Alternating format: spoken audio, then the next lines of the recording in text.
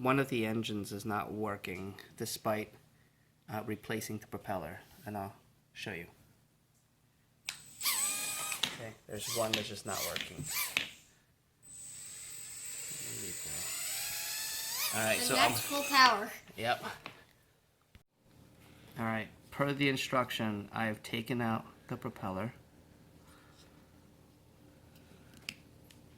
and placed it back on gently until it clicks. There. Now, I'll try it again. Still nothing. Does not spin. Okay.